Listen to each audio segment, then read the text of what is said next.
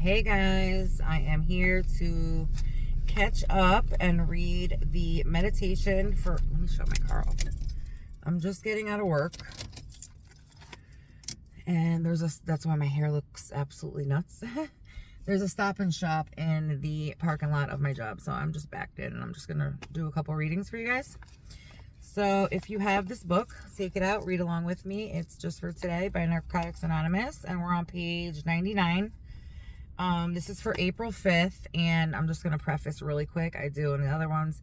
About a year or so ago, I started doing readings on my channel. I missed a lot of days, so my goal right now is to fill in all those gaps. So I'm missing April 5th through 8th, and then some days further on in the month that I'll fill in. So that's what I'm doing. So that's why April 5th is going up today on whatever it is, the 12th, I believe. Yeah, the 12th, because my birthday is next Friday. I'm going to be 42. All right, anyway, back to this. So April 5th, identification. Someone finally knew the crazy thoughts that I had and the crazy things that I did. Addicts often feel terminally unique. We're sure that no one used drugs like we did or had to do the things that we did to get them. Feeling that no one understands us can keep us from recovery for many years. But once we come to the rooms of Narcotics Anonymous, we begin to lose that feeling and of being the worst or the craziest. We listen as members share their experiences, and we discover that others have walked away the same twisted path that we've walked and still have been able to find recovery. We begin to believe that recovery is available to us too. As we progress in our own recovery, sometimes our thinking is still insane. However, we find that when we share the hard time we may be having, others identify, sharing how they have dealt with such difficulties. No matter how troubled our thinking seems, we find hope when others relate to us, passing along solutions that they have found. We begin to believe that we can survive whatever we're going through to continue on in our recovery. The gift of Narcotics Anonymous is that we learn we are not alone. We can get clean and stay clean by sharing our experiences, our strength, and even our crazy thinking with other members. When we do, we open ourselves to the solutions others have found to the challenges that we face. Just for today, I am grateful that I can identify with others. Today, I will listen as they share their experience, and I'll share mine with them. I love this reading. This reading sums up the whole reason why I do these readings and why I share these experiences here on YouTube. I used to feel like that. You know what? I think I used to feel like that before drugs. Like, I always just felt like the outcast, the black sheep, the bad one. Because I really was. Like, I had a child at 16. I dropped out of high school. I was running away, getting arrested. I always just felt looked down upon by everyone, and I felt that. And maybe that's why I would just do impulsive, crazy shit, because I didn't feel like I was worth it or cared about enough to be normal. And I know that because when my mother would say to me, like, I'm really proud of you for doing A, B, or C, that would make me want to keep doing A, B, and C. But when I felt condemned or like I wasn't accepted or whatever, I just felt like, fuck it, I'm going to do whatever I want. Sometimes I would even do shit on purpose to be the most outlandish I could possibly be, because fuck you. That's how I felt. As I got older with my peers, and I still have a little bit of this, I just always feel like,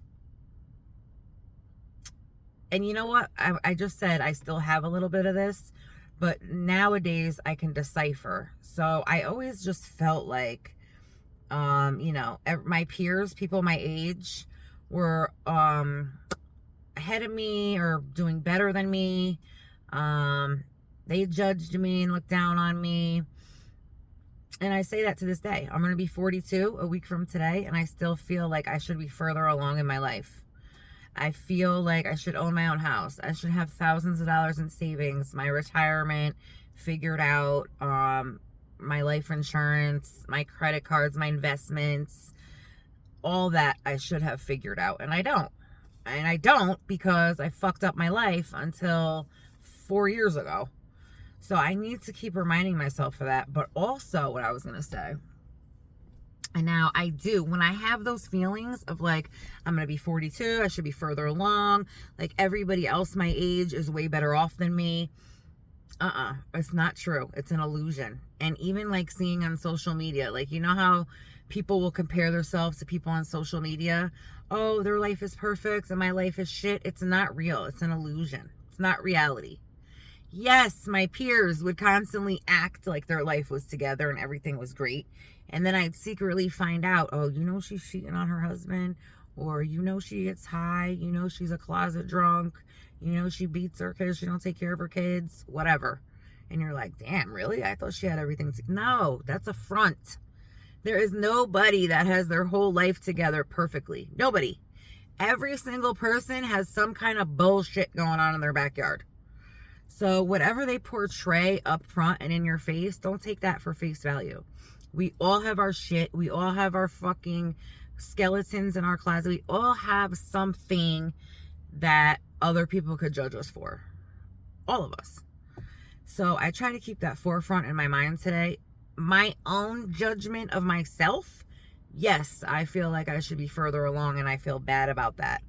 But if I feel that judgment from someone else, I know that it's like not real. There's actually a chick that I work with that constantly is judging other people, but she pops pills a mile a minute. Her son is in jail for smoking crack, but yet she'll talk about people that I used to be an addict. My sister's an addict. Like, girl, you have the same shit going on that we do. Like, what are you talking about? So if people portray that shit to try to make themselves look better, but it's not real. We're all going through struggles. We're all human on this earth, fucking up and learning from our mistakes. That is the point of why we're here. So don't get down on yourself. Don't watch social media and compare yourself to that because it's not fucking real. We all are living everyday life on life's terms and reaping the fucking benefits, suffering consequences, and living day by day learning lessons. So that's what I got out of today's reading. I really like that reading though. And that's why I come here and I share my experiences. Most of them, especially to do with addiction, does not paint me in a great light at all. But I'm willing to share that so that somebody else going through that doesn't feel alone, because that absolutely helps. Once I realize that, like, what? No, that's not true. Everybody has some kind of bullshit going on. I'm not a bad person. You know, I had my own struggles and reasons for why I went through certain things, not making any excuses, not justifying any of my actions, but there was reasons. And, you know, consequences, I mean, actions have consequences, they have effects. You know, the movie, The Butterfly Effect, everything that happens folds off for your future. You make one decision that shapes the next part of your life, and that shapes the next part of your life, and that shapes, so on and so on. And, you know, from the time I was a teenager, I made nothing but shitty, bad, impulsive decisions. Therefore, my life unfolded that way. So, yep, I'm going to leave you guys here with that. And have a great night. I will see you here again tomorrow. Like, subscribe, share, and let me know in the comments below, like, what you got out of this reading. And, yeah, see you here later.